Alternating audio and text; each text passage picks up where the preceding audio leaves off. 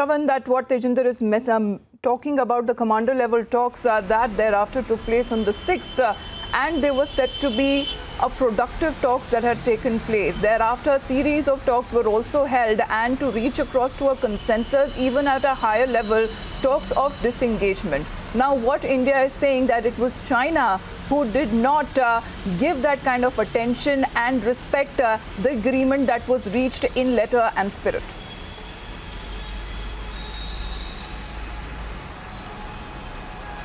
Well, Amita, the key word here is disengagement. The fact is that when you had the co-commander level talks that were actually happening, the Lieutenant General talks that happened on 6th of June, and thereafter multiple level of military level talks that took place, there was an understanding that was essentially reached by the military of both sides that there would be a disengagement, and that process was basically underway. Now, what is very clear from what transpired in Galvan Valley on the intervening night of 15th and 16th was the very fact that disengagement was really not happening. Now, the details that we have essentially picked up this after speaking to multiple sources within the army headquarters is that essentially 16 Bihar regiment commanded by the commanding officer had actually gone to the very camp we're given to understand at post number 1 to try and tell the Chinese that they need to continue with the disengagement and they need to leave from the very place that they were camping at that point in time. Important to point out here is that the commanding officer and his men had gone to the Chinese camp completely unarmed is what we are given to understand at this point in time. They essentially asked the Chinese to move eastwards, and that is exactly what was the part of the agreement. So there is a clear breach of agreement to begin with, and the fact that there was no disengagement that was really happening from the Chinese side in letter, spirit, or what was actually happening on the ground. Of course, you've heard them making multiple statements of disengagement, but on the ground that was not happening. So when the commanding officer actually went and spoke to the Chinese in that particular camp, we're given to understand that suddenly things went completely haywire. It did turn out to become extremely violent, where the commanding officer was brutally attacked by the PLA troops who were present there. And thereafter, what really spiraled down the line was the fact that this entire scuffle that took place on the ridge line, this was just by the side of the Galvan river, that in itself aggravated the complete situation. The ridge line is completely slippery, and the fact that many of our soldiers actually fell into the Galvan river in itself is something that we are being told that it took much difficulty in trying to retrieve the bodies, or the difficulty that perhaps one essentially faced,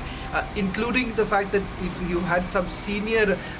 rank officers of the PLA finally coming in and trying to disengage, including some of the senior officers from our side going and trying to disengage at that point in time. Now, with regards to what really happened, even when at a time when our commanding officer and his boys who were completely unarmed, you had the Chinese basically using batons and clubs that had metal strips attached to it and attacking our force. On the other hand, there were reinforcement that came in from a nearby Chinese tent surrounding the very camp where the scuffle actually broke out. At the ridge line, we're told that Indian troops had to move a little upwards, which was completely slippery, resulting in the casualties that finally came in. We have been told that 16 rounds of army choppers that were pressed into action yesterday morning, and the first set of the bodies were brought in around 10 o'clock in the morning. So what is very clear from the incident that actually took place is that disengagement was not happening, and Chinese, they were basically violating the very terms of agreements that had come, that both sides had agreed after multiple level of talks that were essentially happening, especially in the Galvan area itself. Let's forget about the other point of contention, the point of conflict that also includes Pangyang Tso and etc. But at this point in time, we're essentially talking about the Galvan Valley, where Indian troops had made it very clear that you need to go back, and that's exactly what a 16 Bihar regiment as commanding officer was actually doing, telling the Chinese that you need to leave because this is what we had agreed. But suddenly it does appear that the Chinese, for whatsoever reasons, did not believe in sticking to the terms of agreement that they had finally agreed and that's the reason why we are looking at this sort of a violent scuffle. Now, what's the way forward? As of now, if you simply go by the statement that has been issued by the Indian Army late last night, the official statement is very clear that there is already the process is basically underway, and somewhere down the line, what India has been maintaining all this while, that this entire standoff would be resolved in an amicable manner. Dialogue perhaps is the way forward. That spirit still exists, at least from the Indian side. It remains to be seen what really the Chinese would have done, because if you really go by the propaganda war which Tejinder was also referring to, it is quite clear that for some reason or the other there is this bravado that they want to basically exhibit at this point in time. But there are multiple global reasons for why the Chinese are essentially doing what they're doing at this point in time.